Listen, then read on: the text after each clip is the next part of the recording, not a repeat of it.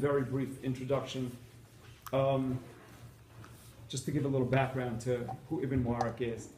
Salman Rushdie was a British citizen who in November of 1988 had his work Satanic Verses published in the UK. Satanic Verses to the non-Muslim was a pretty benign book. It would not be considered offensive. However, to the Muslim, it would be considered blasphemous, or at least some Muslims consider it blasphemy. In November of '88, the month that it was published in the UK, the book was burned in Bolton, England. A public burning in January of '89 took place in Bedford, England. In February of '89, the book was published in the US. The Riverdale Press, which is a Pulitzer Prize-winning paper, wrote an article, an editorial, explaining why they believed that Salman Rushdie had a right to share his ideas with the rest of the world.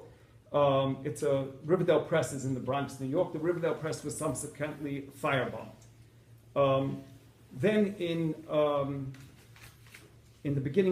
February of '89, the book was published in the U.S. and then Ayatollah Khomeini gave out a fatwa. The fatwa was read live on Iranian radio. The fatwa said, "I'm informing all brave Muslims of the world that the author of Satanic Verses, along with all the editors and publishers aware of its content, are condemned to death.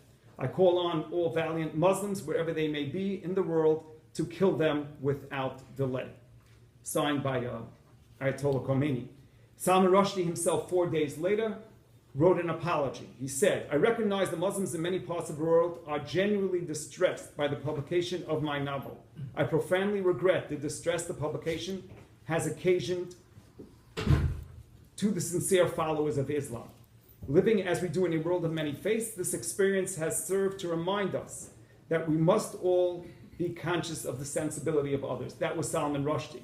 The following day, Ayatollah Khomeini responded, and he said, "Even if Salman Rushdie repents and becomes the most pious man of all time, it is incumbent on every Muslim to employ everything he has got, his life and wealth, to send him to hell. If non-Muslims are aware of Rushdie's whereabouts and has the ability to execute him quicker than Muslims, it is incumbent on Muslims to pay a reward or a fee in return for this action."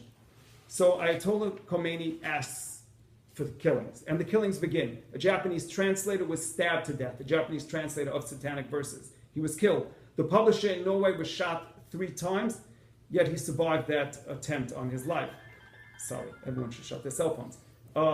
The Turkish translator, Aziz Nesim, was staying in Silvis, Turkey. It's a resort town. When the imam in that town, it was a Friday, and the imam spoke, and he spoke about what a terrible thing is that that this person in our town translated Satanic Verses into Turkish. So 1,000 people left the mosque. They went to the hotel he was staying in, and they burnt down the hotel. The translator himself survived. 35 people died that day. What was the West's response to Salman Rushdie? Today, everyone thinks the West responded very strongly to Salman Rushdie. The West did not respond that way. So there was a Labour MP, minister of the Labour Party, Keith Vaz. He led a march that the book be burned. Norman Tebbit, who was a former leader of the Conservative Party, called Rushdie an outstanding villain. Trevor Roper, from the book I Am Not a Muslim, it's quoted in this book, Trevor Roper, a famous professor, wrote, "I would not shed a tear if some British Muslims deploring his manners should waylay him, should attack him in a dark street and seek to improve him. If that should cause him thereafter to control this pen, society would benefit and literature would not suffer." So that was the response from British prime ministers and British professors.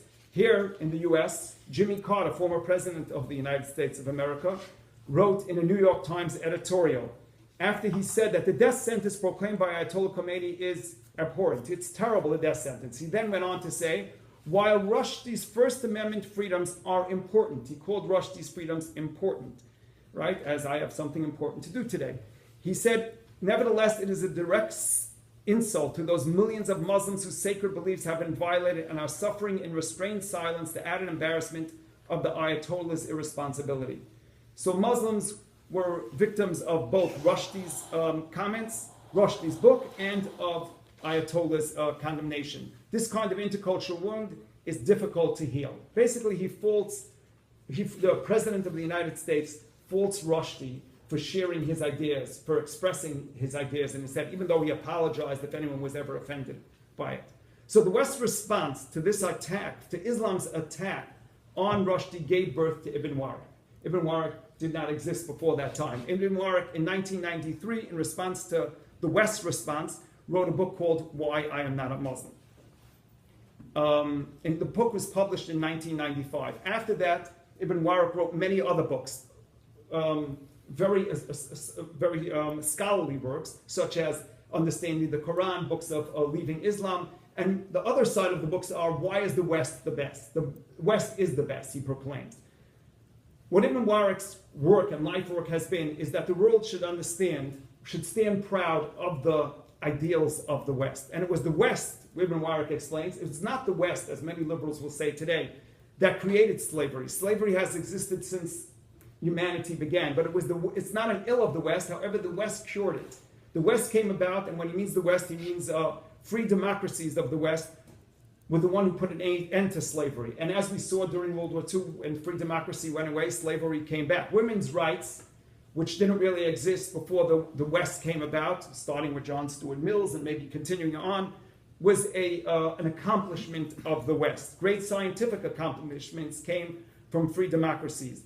People have, a quote from Ibn Warraq, people have been freed of their station in life by the West, as opposed to someone today, maybe who even grows up in India, he might be stuck where he is for the rest of his life. In the West, people are mobile. The West gives people freedom to become who they can become. So Ibn Warraq's work is to tell the world that the West doesn't really understand, the West is not behaving as though they are under attack of Islam. What does Islam want? And the West also is not proud of who they are. Maybe we'll have a different lecture, a different time. But if we would take inventory on where we've come since more than 25 years since since the attack on Salman Rushdie and the West response really was asking for self-censorship. Today's world, we don't ask for self-censorship. Today, we're not going to say names, but many publications will no longer publish a picture of Muhammad, even if the picture does not ridicule Muhammad. So the West have gone from self-censorship to self-imposition of Muslim law. The West doesn't know Muslim law. They've never lived under Muslim law. Jews, however, which is tonight's discussion, have lived under Muslim law, under Muslim rule since Islam came into being. So tonight, Ibn will explain us what it was for this people, the people which everyone in this room is, or most people in this room are, the Jewish people, how it was living under Islamic law. Before Ibn begins his speech, I just want to share two very quick stories. In 1965, a young Ibn Warraq went to Israel. And he was 18 years old, I believe, at that point. He went to Israel and on a Pakistani passport, a Muslim on a Pakistani passport. And the Minister of Tourism heard, as only in Israel one can hear, that there was a young Muslim boy visiting Israel. And he went to visit him and he said, here in our country, you could practice what you want. We have freedom of religion in this country. He ended up staying in the country for 6 months. In 1967, when the war broke out in Israel, Ibn, feeling very close to the people of Israel, he was then in London. He went into the Jewish agency in London and volunteered to be a non-combatant soldier, to join the IDF when it was under attack. The person in the Jewish agency said that, we really are running a Jewish agency here, and once all the Jews, so many Jews have asked to come join us, so once we finish the list of all the Jews, we'll get to the list of Muslims. We'll put you right on the top, but first we're going to go through one other quick story about Ibn Warraq. As people don't know, I don't know if he himself knows, that he survived a stoning in the Middle East. It was a Saturday, yes, and Ibn was strolling through the streets of Jerusalem with a cigarette in hand when he entered into the neighborhood of Meisharim. And as he entered into the neighborhood of Meisharim with a cigarette in hand, the stones began flying and Ibn left Meisharim very quickly. Please give a warm welcome to Ibn Warraq.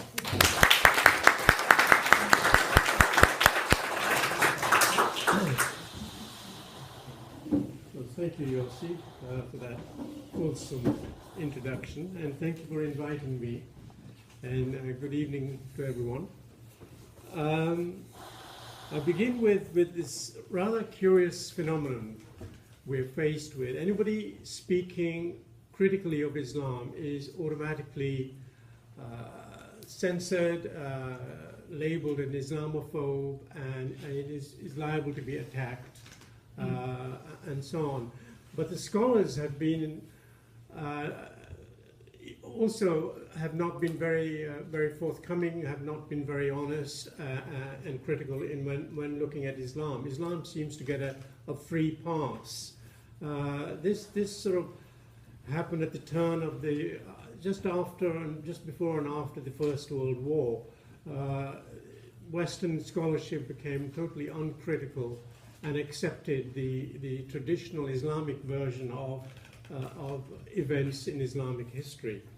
But here in the issue of the treatment of Jews under Islam, I shall give three examples, modern examples, of how people have distorted the actual real plight of the Jews under Islam.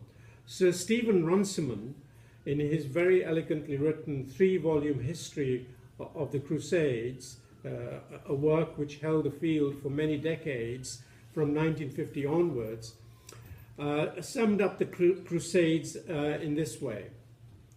Quote, "Seen in the perspective of history, the whole crusading movement was a vast fiasco. The tenuous kingdom of Jerusalem and its sister principalities were a puny outcome from so much energy and enthusiasm. One of Pope Urban's expressed aims in preaching the Crusades was to find some useful work for the turbulent and bellicose barons who otherwise spent their energy on civil wars at home. The chief benefit obtained by Western Christendom from the Crusades was negative. Even more harmful was the effect of the Holy War on the spirit of Islam. Any religion that is based on an exclusive revelation is bound to show some contempt for the unbeliever.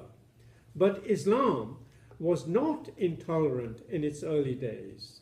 Muhammad himself considered that Jews and Christians had received a partial revelation and were therefore not to be persecuted. The Holy War begun by the Franks ruined the good relations between Christians and Muslims. The savage intolerance shown by the Crusaders was answered by growing intolerance amongst the Muslims. The broad humanity of Saladin and his family was soon to be rare amongst fellow believers. By the time of the Mamluks, the Muslims were as narrow as the Franks. The harm done by the Crusades to Islam was small in comparison with that done by them to Eastern Christendom." End of quote. So in other words, it's all the fault of the West. Until the wicked Crusaders came along, we had a period of tolerance and harmony and interfaith utopia. Well, this is nonsense. Stephen Runciman seems to imply that it was Christian Crusaders who alone were responsible for not only the growing intolerance amongst the Muslims, but somehow also for the fading away of Muslim intellectual life and subsequent stagnation of Islamic culture. Since Sir Stephen argues that Islamic intolerance began after the Crusades, here are examples of the persecution of the Jews in Islamic lands before 1096. That's the date of the First Crusade.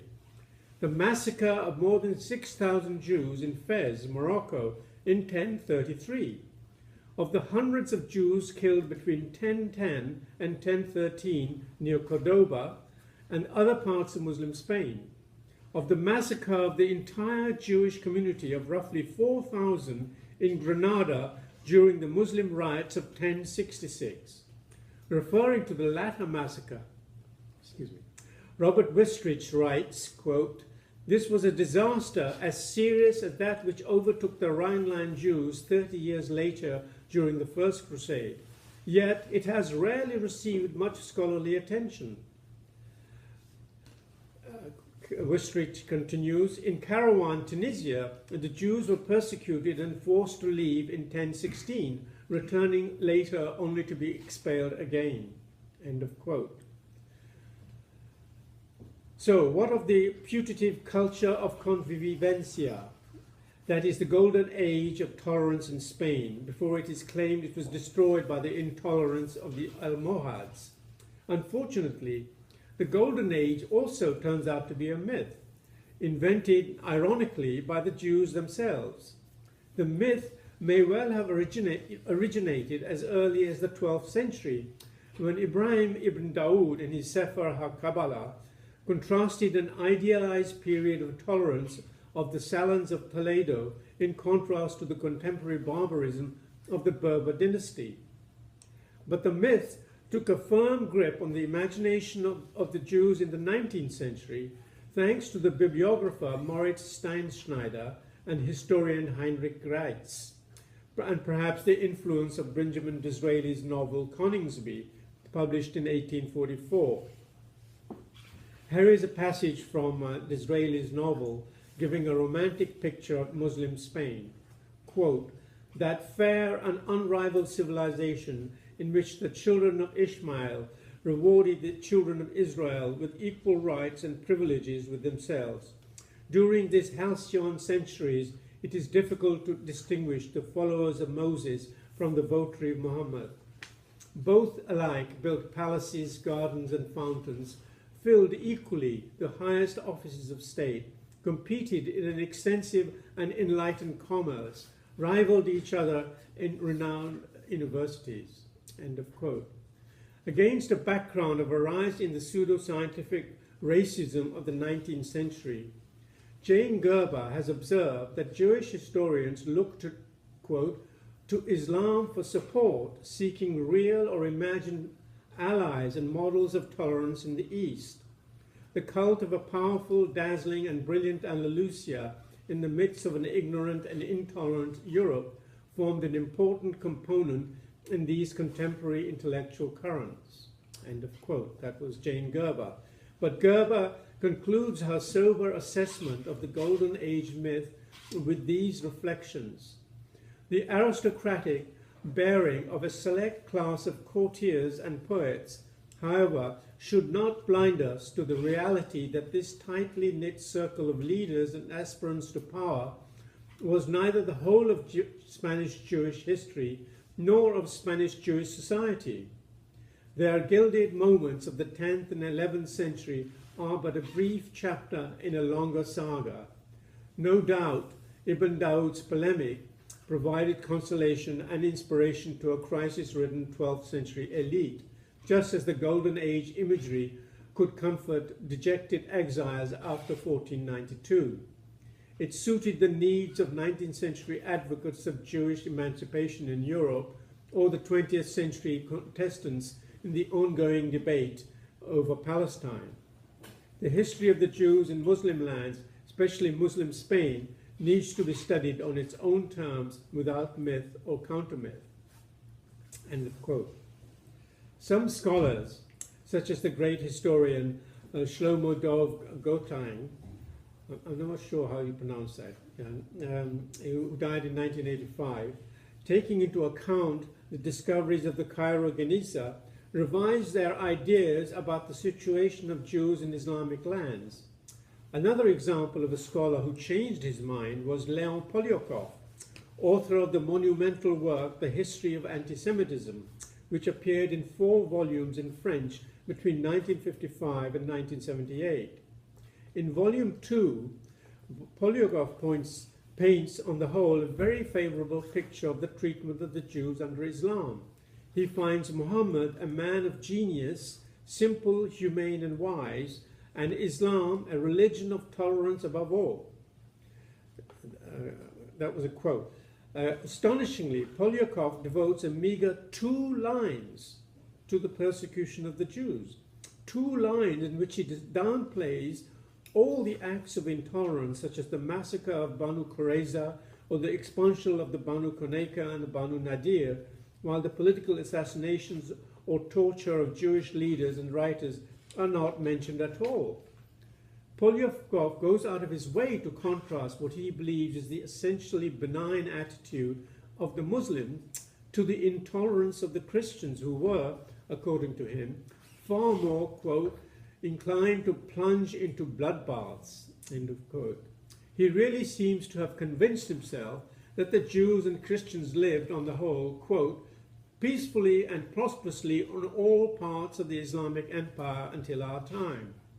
However, when he was in his 80s, he came into contact with the work of Bat-Yaw. I'll come back to Bat-Yaw in a minute. She was a scholar who was born in a Jewish family in Cairo, I'm not sure it was Cairo anyway, in Egypt, and then her family immigrated to Israel, and then she ended up studying in England, and then married another scholar called David Lippmann, and they went to live in Switzerland, where she wrote a whole series of works on the plight of Jews and Christians under Islam. However, when he was in his 80s, he came into contact with the work of Bat-Yaw on the dhimmis, that's to say the second-class citizens who are supposedly under kind of protection from Muslims, or the plight, persecution, and periodic massacres of non-Muslims under Islam, and changed his mind completely. Just a few weeks before his death in 1997, Polyakov agreed to write a preface to the French edition of my book, Why I'm Not a Muslim. Unfortunately, before he had finished his preface, Polyakov tripped on the stairs when coming down from his library, banged his head severely, and later died in hospital at the age of 87. That's one example. Okay, now second case of distortion of the reality.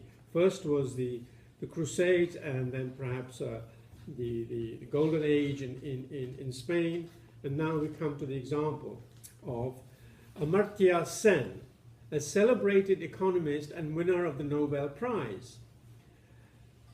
Sen has in recent years written on subjects outside his normal area of research. Unfortunately, he seemed not to have bothered to check his history, something that would have been easy given the resources available to him. Let us look how Amartya Sen treats, for example, the myth of Maimonides.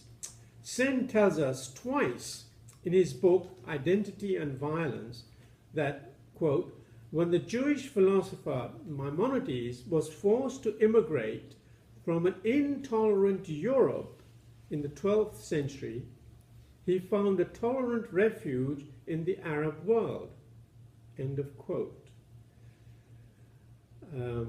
I do not know how to characterize this misinterpretation of history, willful, grotesque, dishonest, or typical.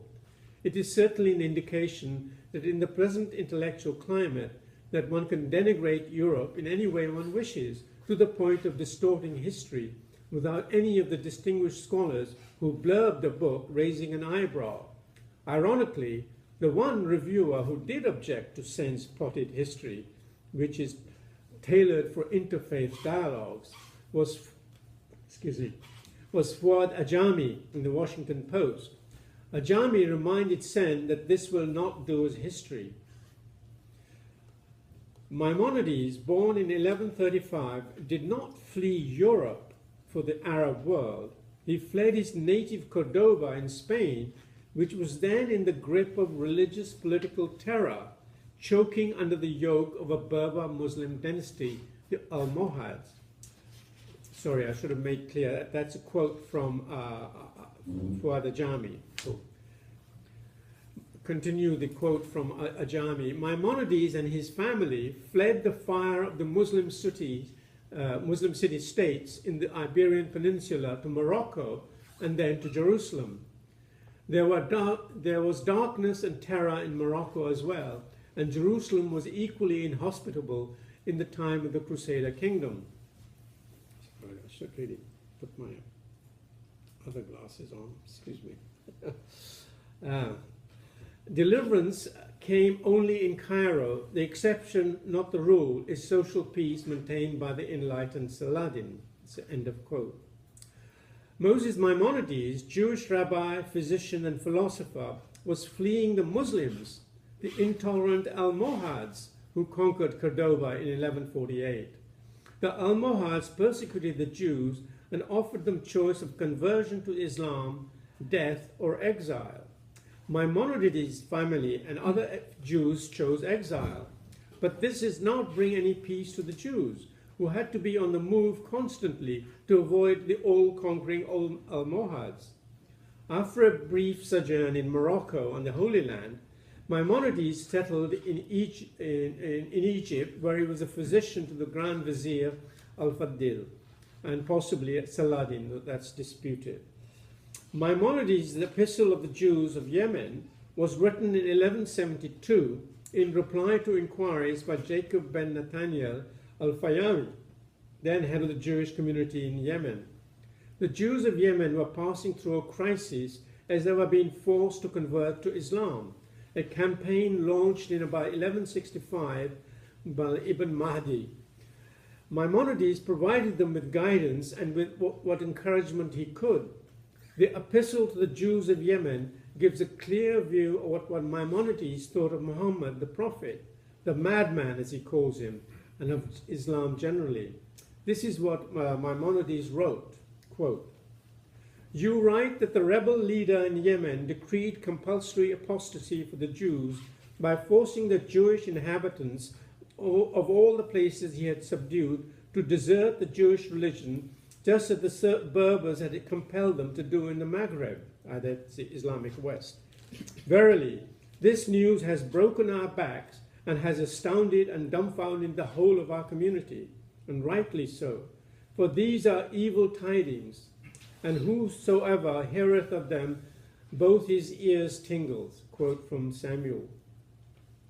"Indeed, our hearts are weakened, our minds are confused, and the powers of the body wasted, because of the dire misfortunes which brought religious persecutions upon us from the two ends of the world, the east and the west, so that the enemies were in the midst of Israel, some on this side and some on that side," quote from Joshua.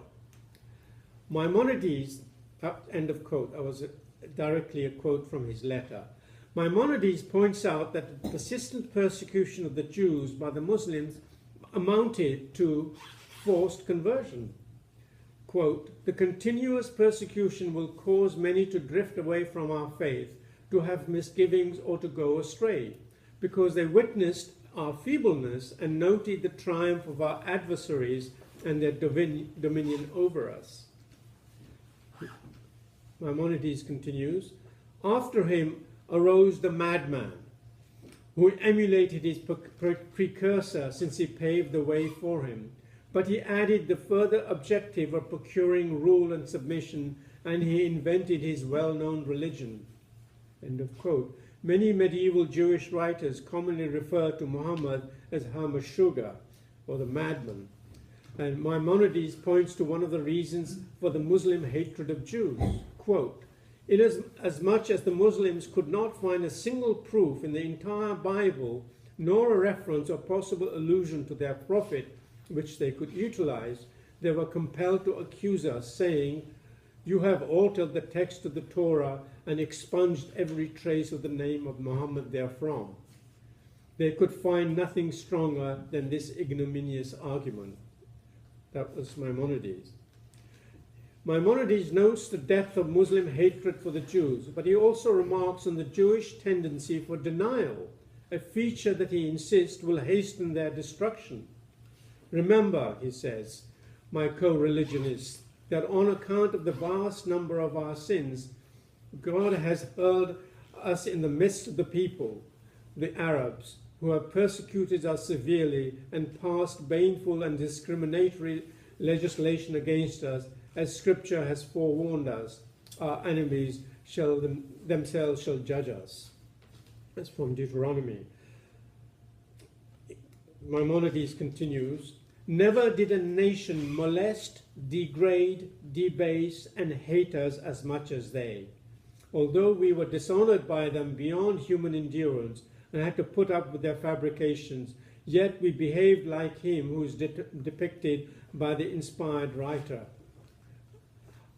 quote from Psalms, "But I am as a deaf man, I hear not, and I am as a dumb man that openeth not his mouth."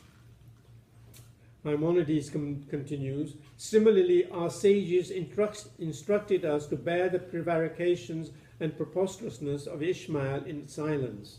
They found a cryptic allusion for this attitude in the names of his sons, Mishma, Duma, and Massa," that's from Genesis, which was interpreted to mean listen, be silent, and endure.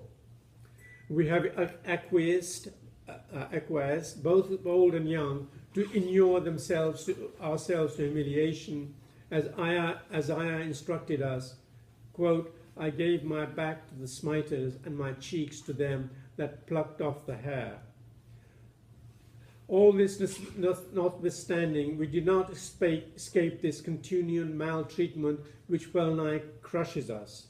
No matter how much we suffer and elect to remain at peace with them, they stir up strife and sedition, as David predicted, quote, "I'm all peace, but when I speak, they are for war," from Psalms.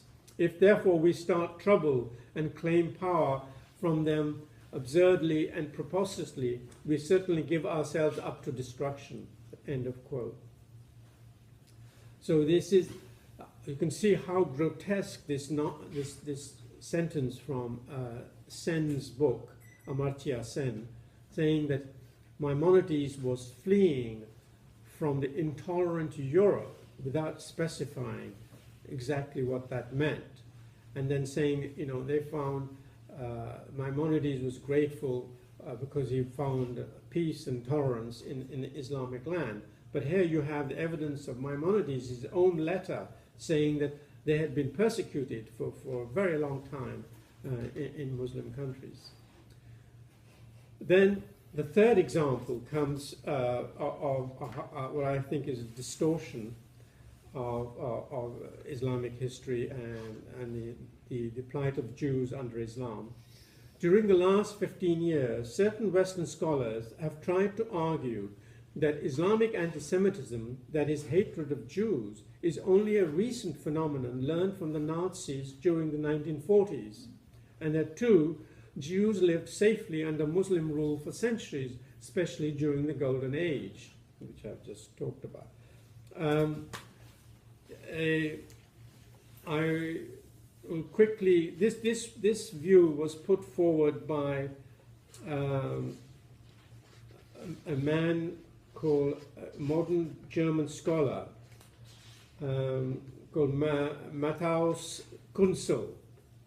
And one can see, maybe in question time we could go into this, the reasons for why, the psychological reasons why scholars like Sen and Kunzel take this line.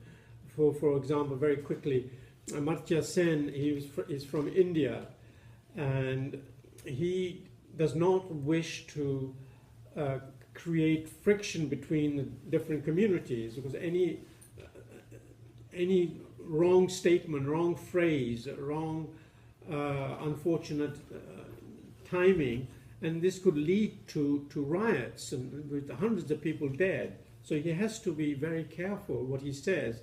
And so scholars like Sen, who are read and admired in India, have to be careful, and there's this tendency to downplay the intolerance of Islam.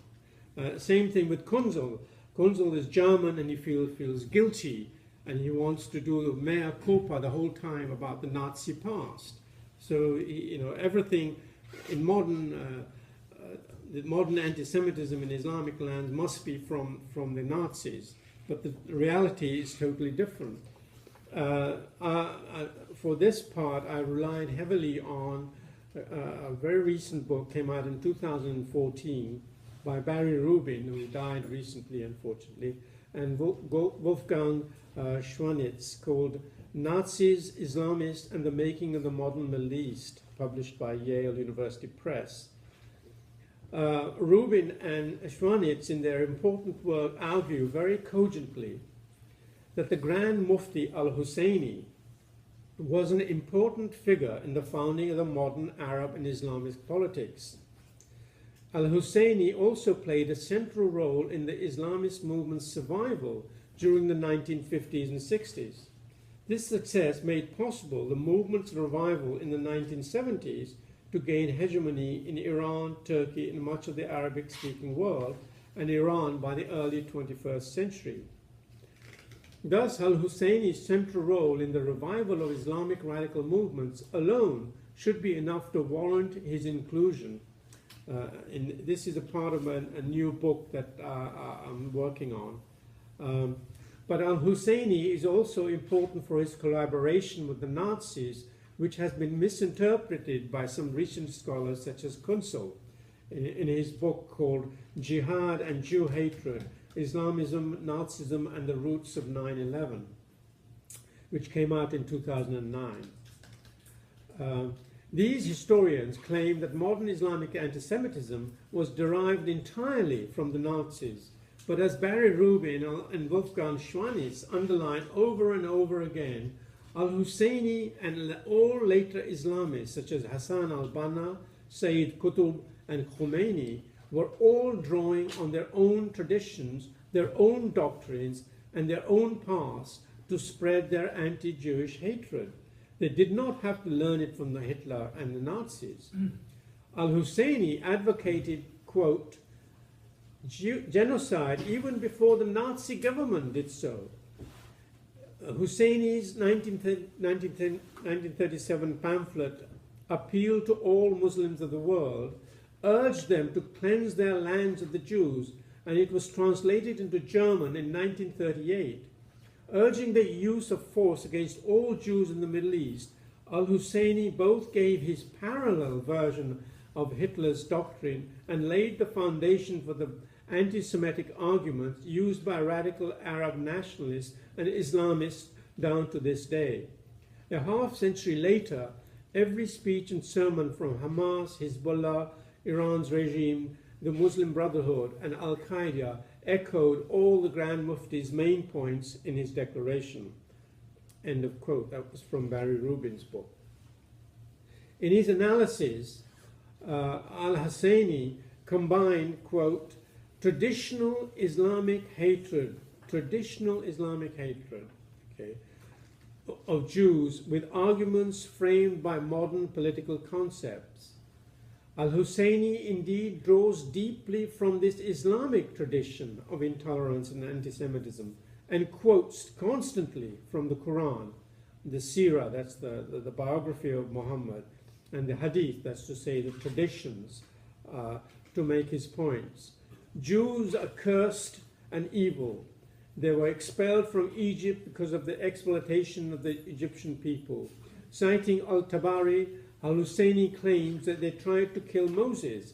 They were punished by God for their sins. They spread diseases. They hated Muhammad and tried to discredit him and finally tried to poison him. They're out to destroy Islam. The Mufti's diatribe ends with these words, quote, I present to my Muslim brothers in the entire world the history and the true experience which the Jews cannot deny. The verses from the Quran and Hadith prove that the Jews have been the bitterest enemies of Islam and continue to destroy it. Do not believe them. They know only hypocrisy and guile. Hold together. Fight for Islamic thought. Fight for your religion and your existence. Do not rest until your land is free of the Jews. Do not tolerate the plan of division, for Palestine has been an Arab land for centuries and shall remain Arab. End of quote. And then as Rubin and Schwanitz point out, quote, this is Rubin and Schwanitz, it is wrong to see al-Husseini and his fellow radicals as merely importing European anti-Semitism, all being influenced by the Nazis. There are two groups' ideas developed in parallel from their own histories and political cultures. Al-Husseini and other radical Arabs and Islamists were not merely seeking to please Hitler, but fully believed these doctrines. The two sides came together on the basis of both common interests and similar worldviews. That's Barry Rubin and Schwanitz.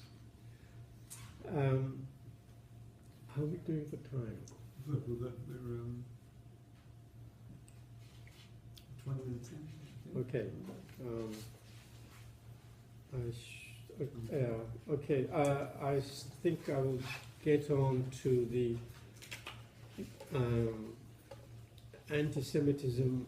Now, what exactly is this tradition that al-Husseini and the modern Islamists that they're drawing upon? Where does all this come from? Well, there's of course the Quran, and then there's the biography of Muhammad, and then there is the Hadith and the Sunnah. That's just the customs and the examples set by Muhammad the Prophet. Let's begin with the Sirah, the biography. Muhammad set the example for anti-Semitism. The oldest extant biography of Muhammad, that by Ibn Ishaq, as transmitted by Ibn Hisham, is replete with the Prophet's evident hatred of Jews. He had individual Jews assassinated if he felt that they somehow insulted or disobeyed him. When Muhammad, so there is a precedent which some scholars at least have the courage to point out, like I think one of the few ones who did was Maxime Rodinson, the great French Islamologist. He had individual Jews assassinated if he felt that they somehow insulted or disobeyed him. When Muhammad gave the command, "Kill any Jew that falls into your power," that's a direct quote from his biography. One of his followers, Ibn Masud, assassinated Ibn Sunayna, a Jewish merchant.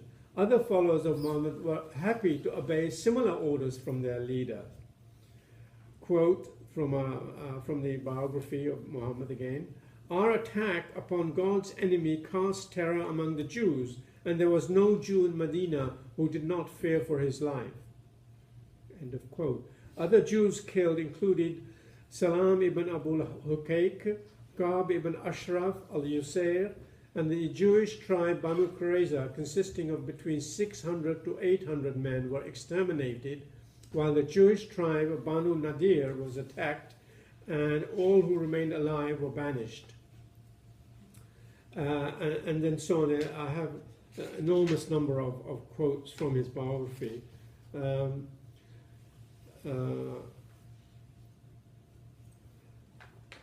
Let's go on to let's move on to the Quran itself. After September the 11th, 2001, many Muslims and apologists of Islam glibly came out with the following Quranic quote to show that Islam and the Quran disapproved of violence and killing. Surah 5, verse 32. "Whoever killed a human being shall be looked upon as though he had killed all mankind." End of quote. Unfortunately, these wonderful sounding words, which come from a pre-existing Jewish text, the Mishnah, 4th division, are being quoted out of context, for the very next verse offers quite a different meaning from that of verse 32. Here is verse 33. "That was why we laid it down for the Israelites, that whoever killed a human being, except as a punishment for murder or other villainy in the land, shall be looked upon as though he had killed all mankind. And whoever saved the human life shall be regarded as though he had saved all mankind. Our apostles brought them veritable proofs, yet it was not long before many of them committed great evils in the land. Those that make war against God and his apostle and spread disorder shall be put to death or crucified or have their hands and feet cut off on alternate sides or be banished from the country." End of quote. This is verse 33. The supposedly noble sentiments of the first verse, taken from a Jewish source, are entirely undercut by the second verse, which has become a murderous menacing by Muhammad of the Jews. Far from abjuring violence, these verses aggressively insist that any who oppose the Prophet will be killed, crucified, mutilated, and banished. And then then I have a whole series of quotes. I mean, I could go on a whole lecture on this. I'll give you some, just a few from the Quran. This is Surah 9, which is the most violent, most belligerent surah in the whole Quran. Verses 29 to 35, quote, "Fight against such of those to whom the scriptures were given as believe neither in God nor the last day. Who do not forbid what God and his apostles have forbidden, and do not embrace the true faith, until they pay tribute out of hand and are utterly subdued. The Jews say Ezra is the Son of God, while the Christians say the Messiah is the Son of God. Such are their assertions, of which they imitate the infidels of old. God confound them, how perverse they are. They make of their clerics and their monks and of the Messiah, the Son of Mary, lords besides God, though they were ordered to serve one God only. There is no God but him. Exalted be he above those whom they deify besides him. It is he who hath sent forth his apostle with guidance and the true faith to make it triumphant over all religions, however much the idolaters may dislike it. O you who believe, lo, many of the Jewish rabbis and the Christian monks devour the wealth of mankind wantonly and debar men from the way of Allah. Those who hoard up gold and silver and spend it not in the way of Allah, unto them give tidings of painful doom." End of quote. The moral of all the above is clear. Islam is the only true religion.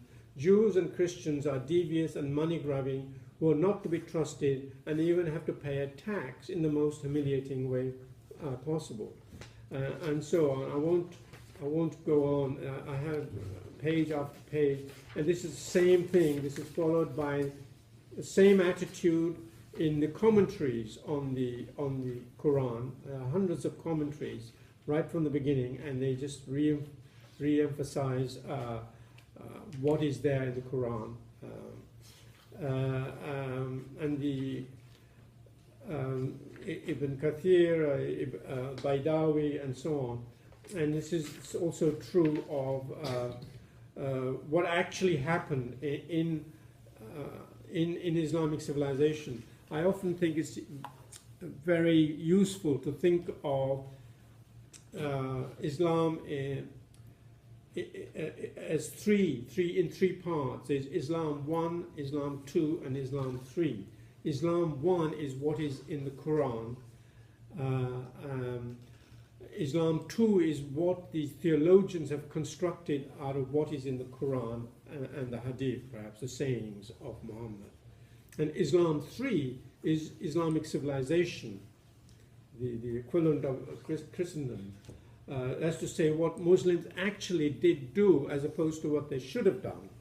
Okay, so all three have been guilty of, in other words, anti-Semitism in the Quran, in the Hadith, in the Sirah, and there's anti-Semitism in Islamic law. It's enshrined in the Sharia.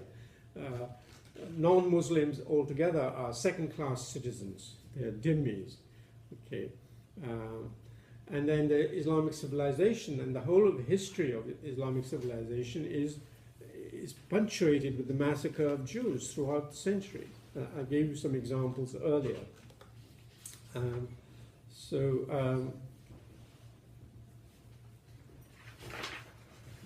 Okay.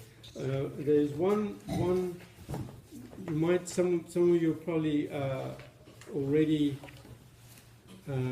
thinking of.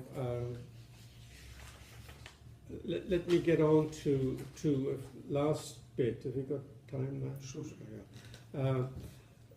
The work of Batio. I noticed that you also had a book.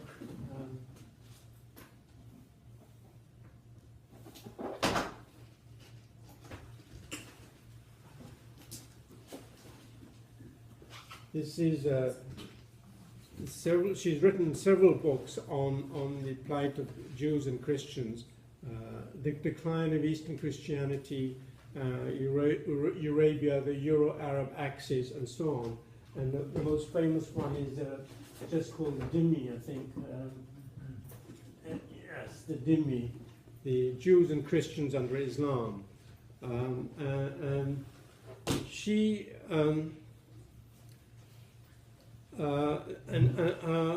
I find very, very puzzling the attitude, the reaction to Batior's work amongst modern scholars whom I admire enormously. I just don't understand what the hostility is to her work. Basically, all she does is just irrefutable. She has irrefutable. First part of her book is always the same, follows the same pattern: a general introduction. And then the second part of the book is primary source materials, quotes from travelers, from Arabic law books, from eyewitness accounts, from Muslims, from Jews themselves, and so on. They're primary source material. It's not just speculation. It's really well documented. There's no way you can get around the wealth of documentation that Batior has put together, and yet I find it very puzzling. People I admire, like Bernard Lewis, for example, he's still alive. He's 100 years old. I've got to know him in recent years, but he tends to disregard Batior's work, because he also wrote a book on the Jews of Islam, and he tends to place the Islamic intolerance in the starting with the 18th century. So he tends to romanticize or downplay the persecution of the Jews before then. I don't understand why, because you cannot. I don't know how you can bypass the documentation put together by Batior. And this is true in general. For example, Jacques Ellul, French Protestant scholar, wrote the preface, but it was the book. I had the same experience, incidentally. This book was going to be reviewed in Le Monde. My book was supposed to be reviewed in Le Monde by no less a figure than Maxime Rodinson, and they were hoping that in both cases, in this case and in my book, that the book would be criticized heavily, but much to their chagrin, Maxime Rodinson loved my book, and they were rather shocked that Jacques Ellul had even written a preface to this book. So this is what Jacques Ellul said. In a response to a review, I received a very strong letter from a colleague, a well-known Orientalist, informing me that the book was purely polemical and could not be regarded seriously. In other words, Batior's book. His criticisms, however, betrayed the fact that he had not read the book, and the interesting thing about his arguments was that they demonstrated, on the contrary, the serious nature of this work. First of all, he began with an appeal to authority, referring me to certain works whose scholarship he regarded as unquestionable, those of Professor Gautier, Lewis, and Stillman. End of quote. Well, so, but if you actually look at the works of people like Stillman, you will see that they do not back up those who refuse to look at the Batior work. In other words, they were assuming that people would not bother to look it up. But if you look up the books that were referred to by this man who objected to the book, you will see that they do not back up his story. They actually back up Batior's version of events, and so on. I have a whole series of quotes I really want to get on to. Same thing happens with Lewis. Bernard Lewis, he downplays the persecution before the 18th and 19th century. Anyway, I want to end with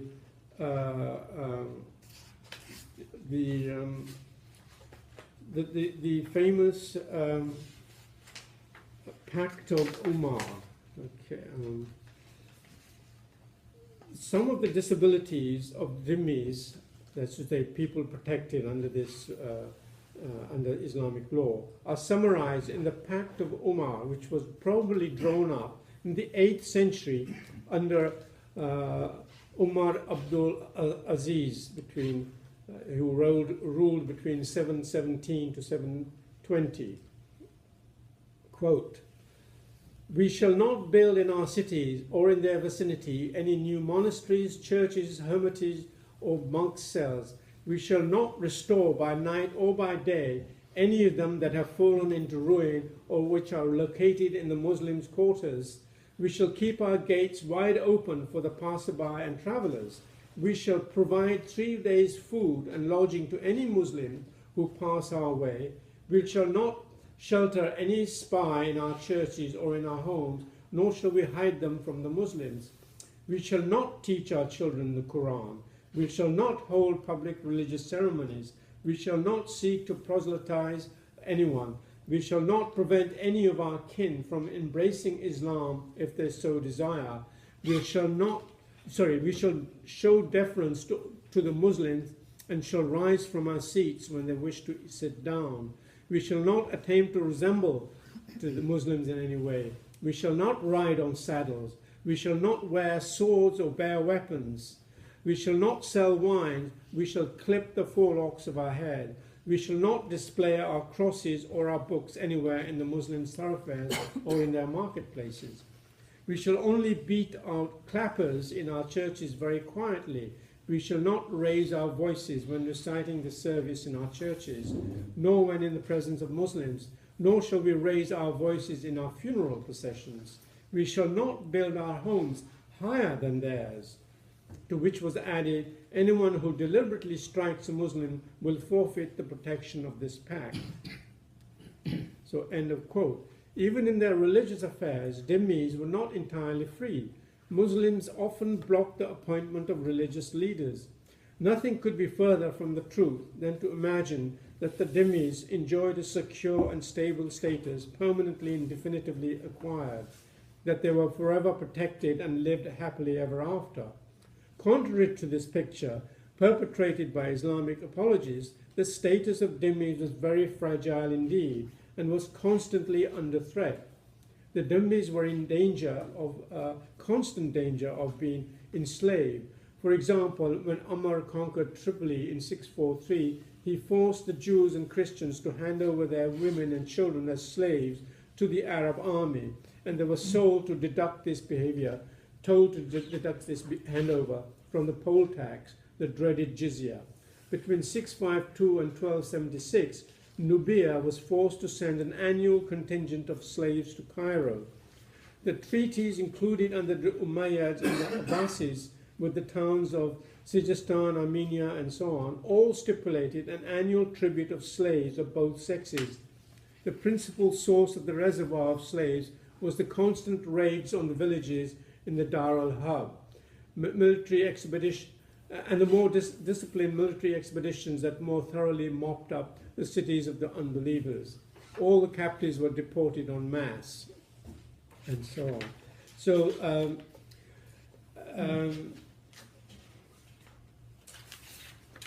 I will now just quickly, how are we doing? All right.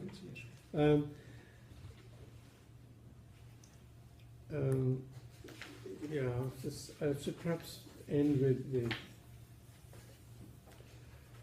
In the late 19th century, Al-Sharani summed up the views of the 4 main Sunni schools on the question of the building of new churches and synagogues. He wrote, "All schools agree that it is not allowed to build new churches or synagogues in towns or cities of Islam. If they fall into disrepair, you cannot repair them. They must left alone. They differ whether this is permitted in the neighborhood of towns. Malik, Shafi, and Ahmad do not permit it. Abu Hanifa says that if the place is a mile or less from town, it is not permitted. If the distance is greater, it is. Another question is whether it is allowed to restore ruinous or rebuild ruined churches or synagogues. Abu Hanifa, Malik, and Shafi permit it. Abu Hanifa adds the condition that the church is in a place that surrendered peacefully. If it was conquered by force, it is not allowed. Ahmad says that the restoration of the ruinous and the rebuilding of the ruin is never permitted. End of quote. The fate of churches and synagogues, as that of Christians and Jews, varied from country to country and ruler to ruler. Some Muslim rulers were very tolerant, others extremely intolerant. In AD 722, for example, Usama ibn Zayd, the surveyor of taxes in Egypt, attacked convents and destroyed churches. But the Caliph Hisham told him to leave the Christians in peace. Some caliphs not only respected the rights of non-Muslims, but very generously paid for the repairs of any churches destroyed by mob violence. Triton also gives the example of Spain. Triton is a British scholar who wrote on the whole issue of the treatment of non-Muslims in Islamic civilization and Islamic law. Triton gives the example of Spain. Quote, during the conquest of Spain, the Muslims were much less tolerant. On one of his expeditions, Musa destroyed every church and broke every bell. When Merida surrendered, the Muslims took the property of those killed in the ambush, of those who fled to Galicia, of the churches and the church jewels. Similarly, the Caliph Marwan looted and destroyed many monasteries in Egypt while fleeing the Abbasid army. He destroyed all the churches in Tana except one. He asked 3,000 dinars as the price for sparing that one. In AD 853, Khalif Mutawakkil ordered all new churches to be destroyed. As Triton says, from an early date, churches were liable to be razed to the ground for some caprice of the ruler. Often the Muslim mob took matters into its own hands. Triton gives the following examples of riots in which religious buildings were destroyed. In 884, the convent of Kalishu in Baghdad was destroyed. In 924, the church and convent of Mary in Damascus was burned and plundered, and other churches wrecked. Further destruction occurred in Ramallah, Ashkelon, Tunis, and Egypt during the invasion by Asad ibn Shirkuh, and so on. So I want to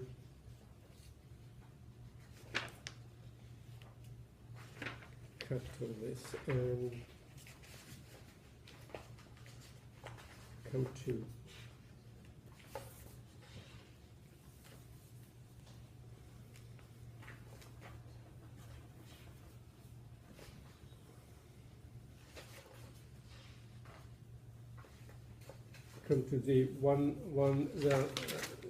three conclusions, and I will end my talk for tonight.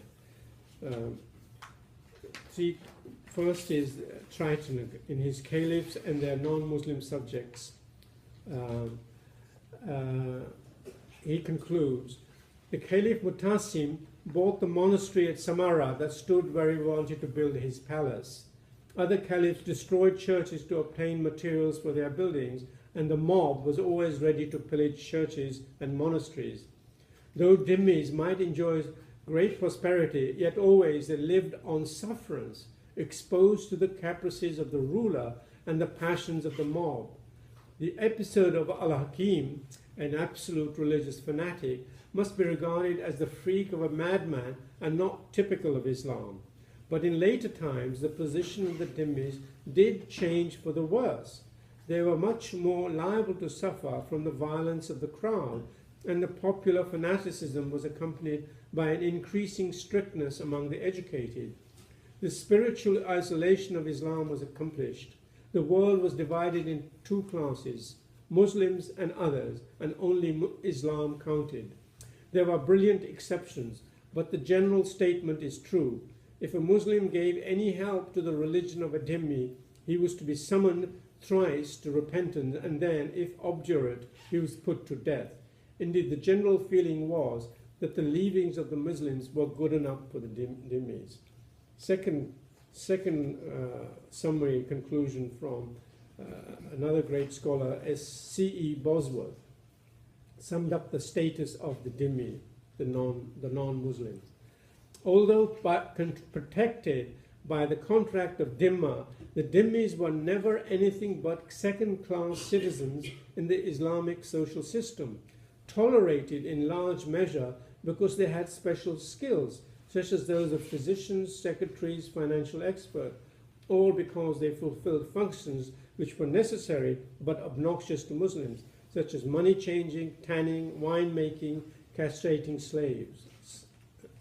A Muslim might marry a dhimmi wife, but not vice versa, for this would put a believing woman into the power of an unbeliever. For the same reason, a Muslim could own a dhimmi slave, but not a dhimmi a Muslim one. The legal testimony of a dhimmi was not admissible in a judicial suit where a Muslim was one of the parties, because it was felt that infidelity, the obstinate failure to recognize the true light of Islam, was proof of defective morality and a consequent incapability of bearing legal witness. In the words of the Hanifi jurist Sarakshi, the word of a dishonest Muslim is more valuable than that of an honest dhimmi. On the other hand, the deposition of a Muslim against a dhimmi was perfectly valid in law. It was further held by almost all schools of Islamic law that the diya, or blood money, payable on the killing of a dhimmi was only 2/3 or half of that of a free Muslim. It is surprising that in the face of legal and financial disabilities, such as these outlined above, and of a relentless social and cultural Muslim pressure, if not of sustained persecution, that the dhimmi communities survived as well as they did in medieval Islam. And the last, the final one, is from Batyor herself.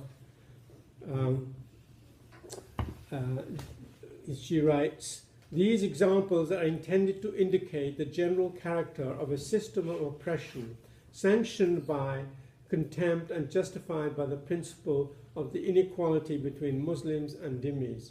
Singled out as objects of hatred and contempt by visible signs of discrimination, they were progressively decimated during periods of massacres, forced conversions, and banishments.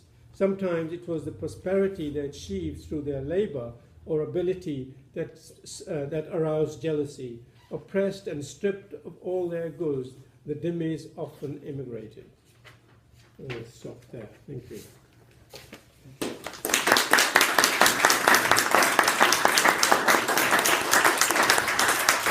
Any questions? Yeah, sure. This is Dr. Hoffman.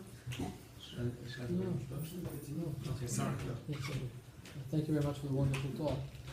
Just with regards to what you mentioned about Bernard Lewis, Yeah.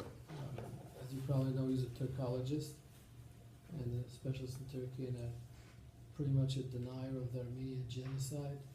And he's always expressed views on part of Turkey's side, Turkey's behalf. Absolutely. It's also interesting to note, I don't totally disagree with what he says about starting the 18th century. In medieval times, as you noted, from Spain all the way to Yemen, even in Iran, the violence against the Jews paled with regards to the violence committed by the Christians throughout the medieval times in Europe. The 1648, the riots, the Crusades, as you mentioned, Right. in numbers, it paled in numbers, Right. with Grenada and with the tribes in Saudi Arabia, or what's Right. today called Yemen. In numbers, it paled with regard. In fact, many scholars induced Jews to go from Christian Europe to go live among the Muslims, particularly in the Balkans, which is under the Ottoman rule, because they said it was easier to practice the Jewish religion with Islamic rule rather than under Christian rule. Right. Right. So Bernard Lewis, how honest he is about the genocide of Christians under Ottoman rule, Right. but with regards to Jews, they fared quite well under Ottoman rule. And I don't know if there's any massacre on record in the Balkans under Ottoman rule, with the dichotomy that the Ottoman rule Right. was non-Arab. It was Muslim, but non-Arab. Right. The Arabs reigned from the Almohads all the way down all over Right. throughout the generations. So it was an Arab, particularly possibly hatred and or jealousy, but not rooted necessarily in fundamentalism, which came about, as Bernard Lewis claims, maybe he's a little too late, 18th century is a little too late, possibly, Right. but it was a later phenomenon and mired in fundamentalism, Right. which you did not find among non-Arab Islam. Right. Ottoman Empire was non-Arab. And with the act of 1929 of the Muslim Brotherhood, founded by Sayyid al-Banna, and the whole ideology with Qutb, Right. that advanced fundamentalism, and like you mentioned, all the list of the scholars of, the Mufti, he came actually to the Balkans to try to. Right. So you know, what was he had- Maimonides referring to? Ustaz. No, there were massacres in Yemen constantly. There were pogroms, but it paled to what happened to Christians in Europe in numbers. compared to Khmelnytsky. Khmelnytsky, Yeah, even so the point before the Crusades. The Crusades, what they did. Yes, they but is that what concentrated in Bernard Lewis Germany. is saying? Bernard Lewis Bernard saying that there Lewis was is a no... little tainted because he's expressing all his views with regards to Ottoman Empire. He went a little overboard So because give he me- what- disregards what are your feelings disregards on- violence as violent. And so it was confined to Arab Islam. Berbers and Arabs. Berbers actually, the Berbers, it was mixed. Right. But when Muhammad's army tried to capture North Africa, he had a lot of resistance from the Berbers who were fighting together with the Jews. And there are many instances in the area what is now called Tunisia and Kairouan, Right. where they fought the Arabs. Queen Malika, the famous Berber queen, who was fighting with 12 Jewish tribes against the Arabs. Right. There was a sort of alliance, Right. but of course the Almohads. So there were pogroms all over. What I'm trying to say is that the numbers, it doesn't compare to the to violence committed by Christians, and that's why. Yeah, I You understand what I'm did saying? give quite a number of figures. Yeah, The native was Westridge I 4,000. got from about, Yeah, there were all over in Yemen as well. but it's Well, quite 4,000 high is a figures. very high on it. figure. How can you compare that with all But the other than Khmelnytsky, I'm saying it's... the Crusades? But it's, I think Crusades. it's the point is that the ideology behind, meaning that people tend to say that Jews had it bad and Christianity, they didn't have it as bad. Not as bad. Not as But that doesn't mean that the ideology Of course they do. of Islam does not contain by nature just that there is anti-Semitism, there is the degradation of others. No question. I think about that that's what it Just it was talking about more. numbers, but you see in all the Jewish literature, medieval Jewish literature, there's hardly a mention, with the exception of the Rambam, about the plight of Jews throughout North Africa and Saudi Arabia, Yemen, and that area, and in Iran. But as he said, that there were instrumental reasons the Jews were being used because of trading contact. In the In addition, Topkapi they could be Sarai jealous, yes. in Istanbul, which in the treasury of the Ottoman Empire, they have multiple daggers from Muhammad. This is what they valued more than anything else. Symbols of violence. This was in their treasury. They didn't practice violence mostly against the But Christians. they valued it at the core of the religion. It was not There is fundamental, that it was symbol. opulent. So so my question to you is this. Today in St. Cloud, Minnesota, a city that's in the middle of nowhere, where there are no Jews, Where is it? where there are, it's St. St. Cloud. Minnesota, Minnesota. it's northern United States. A Muslim stabbed people, and before he did so, he asked them politely If they were Muslims. if they were Muslims. Yeah. Is this what we foresee for the future for the free world? I'm very pessimistic. Yeah. I think people are not taking it seriously enough, and both sides, I think, are downplaying it. I'm very Who's both sides, Very both political parties? political both- parties. I'm very apprehensive if Hillary Clinton wins, she will bring the Muslim Brotherhood into the White House. Of course. So I'm not at all optimistic. There's a lot of denial there, and she's also she has made vague noises about doing something about the First Amendment. In other words, she wants to protect Islam from criticism. She said so because with pressure from the OIC, the Islamic countries.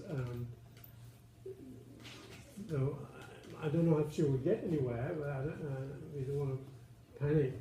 But I don't think the Congress has been very strong vis-a-vis Obama. So I'm very pessimistic. Yeah,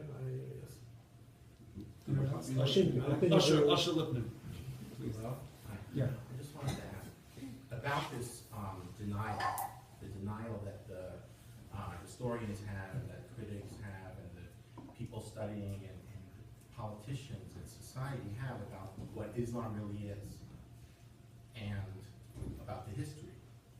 I could understand that Jewish writers and Jews would have this denial and disbelief.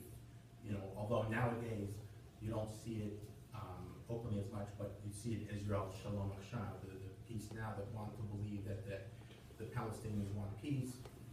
And throughout history, Jews have often downplayed anti-Semitism because they were stuck in a situation where they had no choice. They've Right. always been for 2,000 years persecuted, nowhere to run, and so some people went into just their religion, and others tried to assimilate and tried to believe that if we only appease, then we'll survive. My question is, Western civilization as a whole has not gone through that, and although there have been historically small communities, and the Coptics now under ISIS, but historically, right now, the West is so much more strong than the Arab world. Why is there this tendency, this need to apologize? Why don't we fight back and just say the truth? If Iran says they want to destroy Israel and America, they mean it. And let's just not put up with it, and let's exert our strength. Why are they afraid? Why do you think there is this phenomenon that's this fear of upsetting the Muslims? I tried to answer that in a couple of articles I wrote for The Guardian, a British newspaper. It's the whole trend in Western history since the Second World War.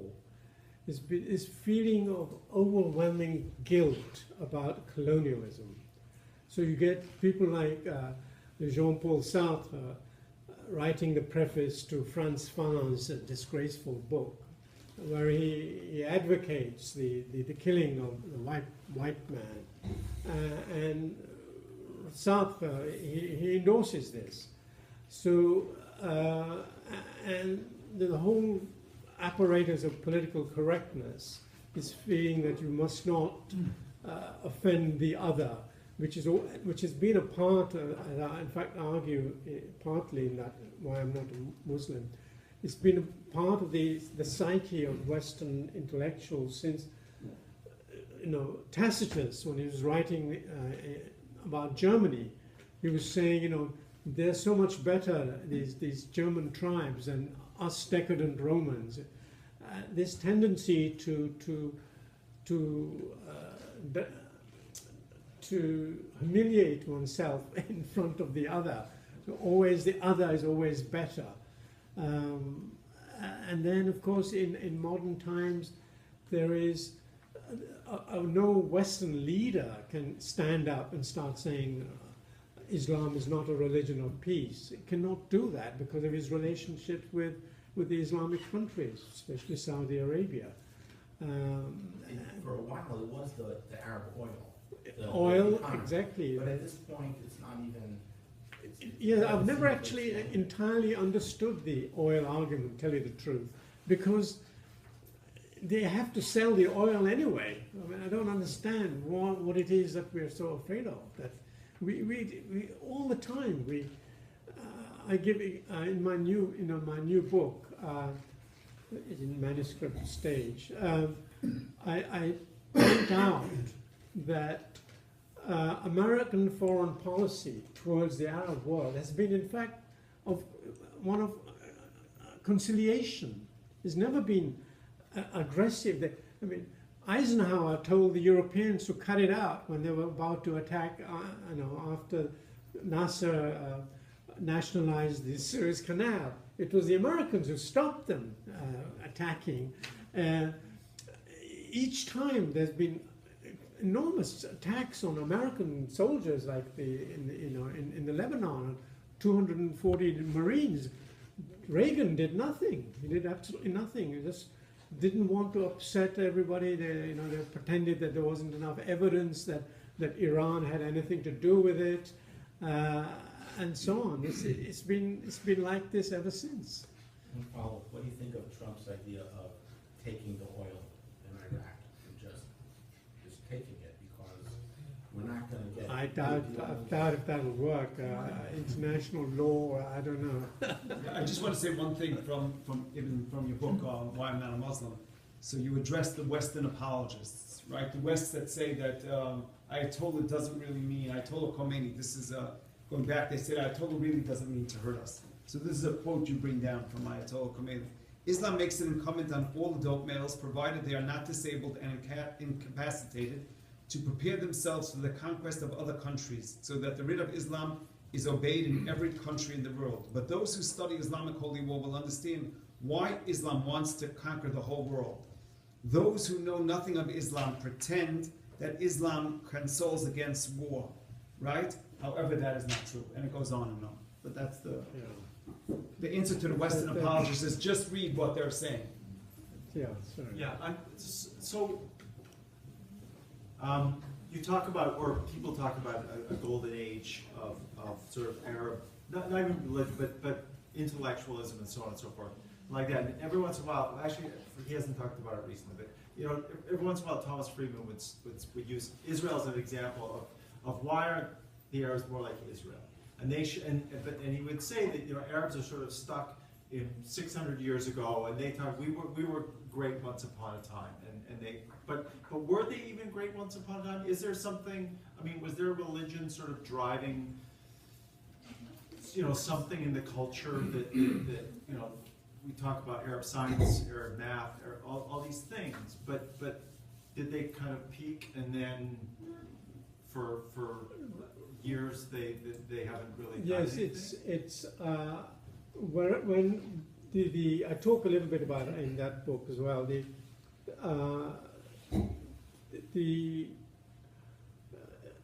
Islamic civilization's contribution to science, for example, was despite Islam, the theology. It was despite that, and many of the people who contributed were in fact Jews and Christians, or recent converts to Islam, and those people we admire were in fact despised, and their books were burned, like Ibn al-Haytham. I was just reading a history of Western science by David Wharton.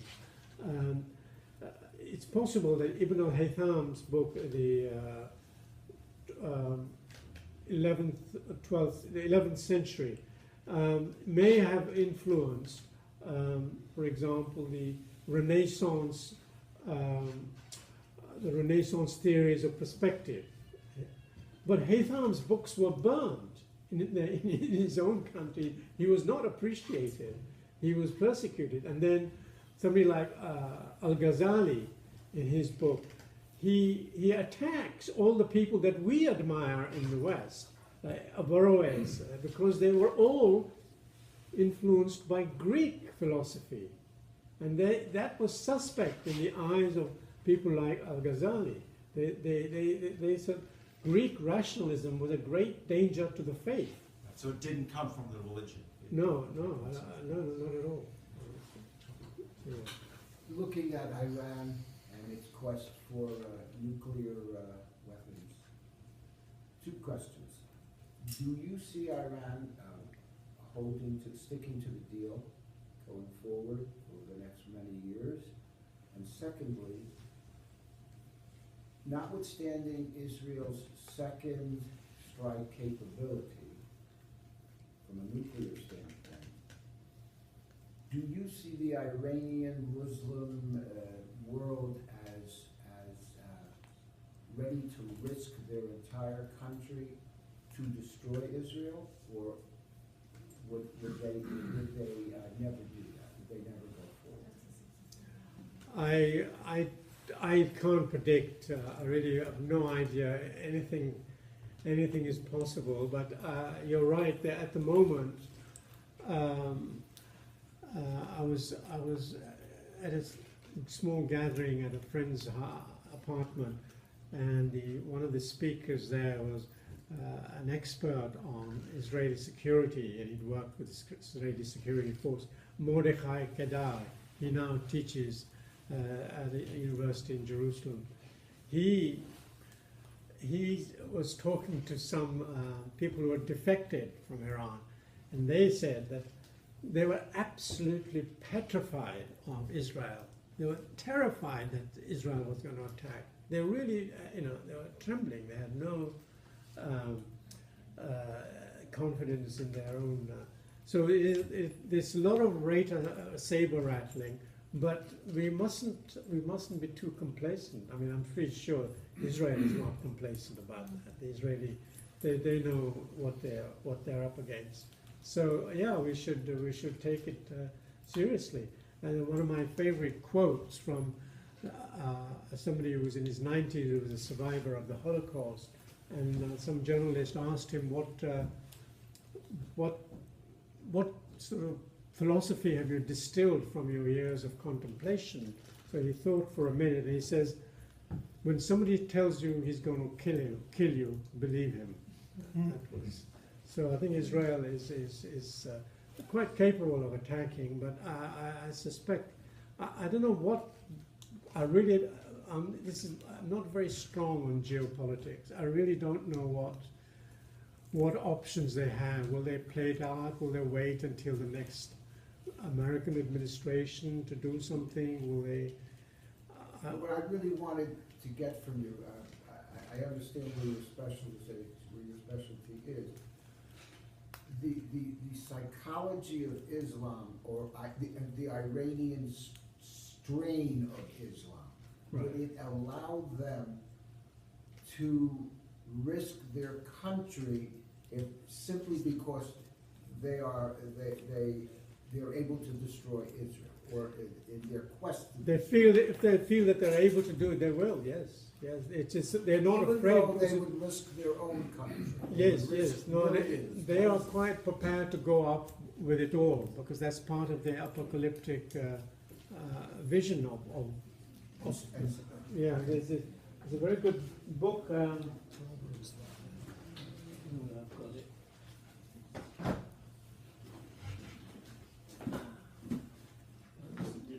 Oh yeah, incidentally, I don't know. There's a monumental work. It's 700 pages or something, double columns, 727 pages. So the legacy of Islamic anti-Semitism by Andrew Boston. Okay, it's an incredible anthology. It's very, very comprehensive. There's a preface by me, but How many pages? So my preface is only a few pages. But Andrew Boston also wrote Iran's Final Solution for Israel, and he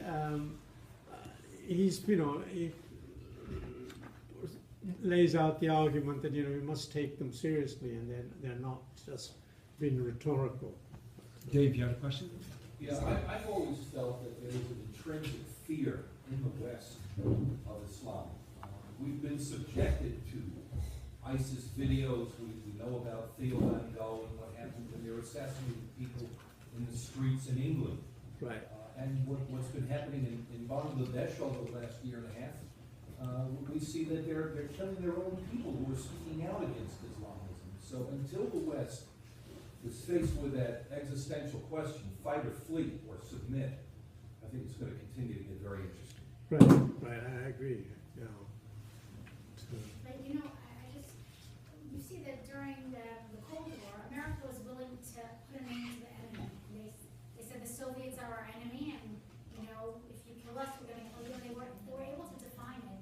And I guess what they keep saying is, until someone is going to define Islam, radical Islam, as the enemy, if you don't define it, you can't fight it. Yeah, yeah. And our government and our politicians are not willing to do that. No, our leaders or our intellectuals certainly not. No, my next book is just that. It's the tentative title is "The Islam in Islamic Terrorism," and it just says, you know, it's everything to do with Islam. It's no good pretending it's got nothing to do with Islam, and that, in fact, I make the analogy with the Cold Wars. We need to fight on both levels, military level and on the level of ideology. It's war of ideas as well. So there are parallels with the Cold War. Yeah. So a question I have is, I'm sorry, moderate Muslims or moderate Islam, the word moderate, is that something that that is just people are talking about it now, or is it because there's extremism, or is there such a thing as moderate? My question really is the certain fundamental the extremism in Islam, is that part of the Quran? Or, and are certain people just religious Muslims? Are they choosing not to interpret it that way? Or are they just looking away? Or are they not being as religious as they should be? The word moderate, what does that mean? Right. Now, the formula I came up with was Islam is not moderate. There may be moderate Muslims, but Islam itself is not moderate. So indeed, my grandmother used to recite the Quran, whole chunks of it, without understanding a single word. So, and it's only in recent years, and in fact it's a rather paradoxical consequence of more education has meant more fundamentalism, because people have seen what the Quran really says about, and the Quran is totally intolerant. And all the belligerent verses are there in the Quran. I was sparing you the long list of. Correct, but that's sort of my question, which is a little bit. Meaning, are there people that are religious if they're wearing the hijabs Right. and they are actually studying and they're going to classes and they're going to, Right. Fridays and are if they are into that whole meaning, if they're holding on that level where they're actually practicing it devoutly, is there a way to disassociate certain things that are in the Quran, or does everything, or are there other interpretations? I think I say every religious Muslim suspect of hating a non. What I'm saying is that what your question is? Is there certain? That's what your question is, right? Is it part of the You are a ideology? practicing Muslim. Right. Can you be a moderate? Okay. Yes. Well said. Yeah. Yes. There are people who don't know that the Quran tells them to kill infidels, No. so they do not. No, we're not asking that. If you are a devout practicing Muslim, you have 90 million Muslims in Indonesia. Right. I would assume many of them are devout and practicing. And yet we don't see the same kind of extremism and attacks coming out of Indonesia as we do from the Middle East, for example. So can you be a devout, practicing, believing Muslim and be moderate in a Western sense? In the sense No, that because the Muslims of Indonesia, for example, they may not be involved in actual acts of terrorism, but many, surprising number, are okay with it. They don't criticize it. They feel it's justified. All the polls that have been done by what's that company?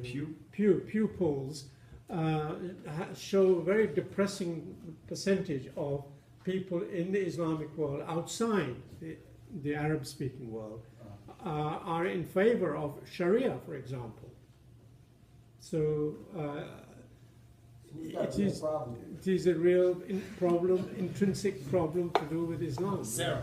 What's the draw? Why are there many people who do not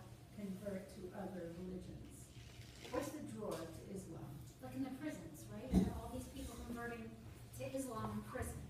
What's the draw? Is it money? Is it, Well, what's that, the virgin business? I mean, partly, no, I think partly it's to do with the work. We in the West have been critical of Christianity for centuries. And you're not taught Christianity in the public schools in England, and public schools, in state schools, I mean. And people are, if they get lost, they're looking for certainties. And Islam gives you an absolute certain answer to everything. It's this feeling, the need for belonging, the need for self-discipline, the need for certainty, which is one of the attractions. There may be other attractions like 72 virgins and so on, but I'm not sure how great a role that plays. But I know a certain number of intellectuals and writers and historians who have converted to Islam, but they have, the free thinkers in the West have worked. Their criticisms have sort of bitten deep into them, and Islam has been spared that. So they don't have to. They don't believe. They don't feel that they have to believe in the Trinity or miracles of Jesus or so on, and they feel that Islam is a little bit more rational, but it's not. In fact, it is also full of miracles, but ostensibly it seems to be more rational than Christianity. Why do you think it is that the West today is more tolerant? Is it the democracy? Is it it's not Christianity, because Christianity wasn't too tolerant. Is it just the secularization? Or, in other words, what could happen in Islamic lands that would correspond to what happened in the West that would make them more tolerant? Oh, yeah, exactly. I think one of the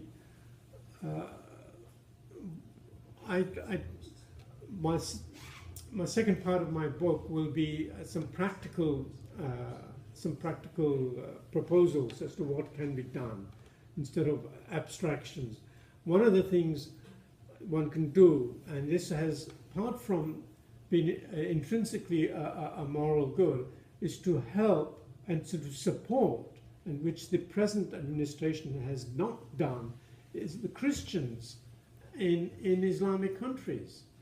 As soon as you defend the rights of Christians in Islamic countries, you are already creating a space for secularization, because you have to take into consideration the rights of your fellow citizens who happen to be of another religion. But this is not the case at the moment. This is why the Copts are living in sheer terror at the moment in Egypt. But this is one of the things you can do to bring about the secularization, is for the West to forthrightly defend the rights of Christians. But even the World Council of Churches doesn't do that. There was a disgraceful article in the National Geographic talking about the Christians in the Middle East, and the article disgracefully blamed their plight, their horrible situation on them. It was not the Muslims who were persecuting them; it was their own fault somehow. It was extraordinary. So you're saying even in Christian lands, it was a secularization that influenced Christianity? Yes, yeah. Well, if you look at how Christianity, how secularization, there are several different theories. One, I think I always get confused. Owen Chadwick, there are two brothers, both Chadwicks. Owen Chadwick, in his book on the secularization of the European mind, points out that one of the causes of secularization was the according of the right of conscience, which came from Christianity itself, to citizens, meant that you could quite freely believe what you want. My conscience is my own. As soon as you accord a group their conscience to disagree and so on, you're creating a secular space. And eventually you have to accord equal rights to all people. This is a slow secularization. Turkey is a democracy to some extent. It doesn't seem to work in there. It seems to be No, Turkey. It was a kind of no. It was the army keeping the Ataturk legacy alive for a certain extent, but I'm not sure it was a real democracy. Anyone else? Let me think.